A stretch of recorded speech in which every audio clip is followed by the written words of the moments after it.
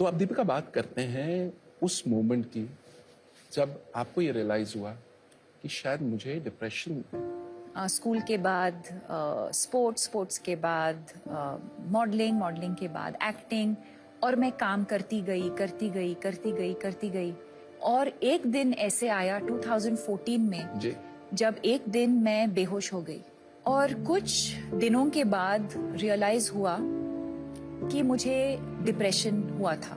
एक डिप्रेशन एक ऐसी चीज है जो हम देख नहीं सकते, एक बहुत ही इनविजिबल चीज है। हो सकता है अभी कि हमारे बीच कुछ लोग हैं जो एंजाइटी फील कर रहे हैं या डिप्रेशन फील कर रहे हैं, और हमको पता भी नहीं चलेगा, बिकॉज ऊपर से मैं स्माइल कर रही हूँ, मैं सबके साथ हाय हेलो बोल रही हूँ। और ये आपने किसी से शेयर किया? बहुत टाइम के लिए मैंने किसी के साथ शेयर नहीं किया, क्योंकि मैं अकेली रहती थी तब बॉम्बे में। और फिर मेरी मम्मी आई थी बॉम्बे मुझे मिलने, और कुछ हफ्ते वो मेरे साथ रह रही थी। और जिस दिन वो लोग जा रहे थे वापस बैंगलोर, तो मैं रोने लगी। तो उन्होंने कहा क्या हुआ, किसी ने कुछ कहा, कुछ काम पे कुछ हुआ?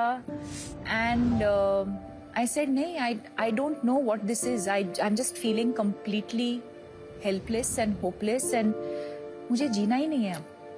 तो I was very lucky in that moment that my mother realized, और उन्होंने कहा कि एक साइकोलॉजिस्ट को फोन करते हैं। हमारे देश में बहुत स्टिग्मा होता था मेंटल इलनेस को लेकर, मुझे कैसे हो सकता है, कि मुझे कैसे हो सकता है, या अगर मुझे हुआ भी है तो हम किसी को बताएंगे नहीं। जैसे ही मैं बात करने लगी इस इलनेस के बारे में, I started feeling so free, so light. और वहां से मेरा जर्नी शुरू हुआ मेंटल हेल्थ अवेयरनेस को लेके। डिप्रेशन, एंजाइटी, स्ट्रेस कभी भी किसी को भी हो सकता है। जैसे श्री नरेंद्र मोदी जी ने उनके किताब एग्जाम वॉरियर्स में भी लिखा है, एक्सप्रेस नेवर सप्रेस। हाँ। It really takes off a lot of weight off your shoulders. And when you're preparing for exams in particular, you start feeling better. You feel like, अच्छा अब मैं exam पे मैं फोकस कर सकती हूँ, क्योंकि मेरा जो इशू है मैं उसके बारे में मैंने बात किया है, and you're able to just focus and live a healthier, better life.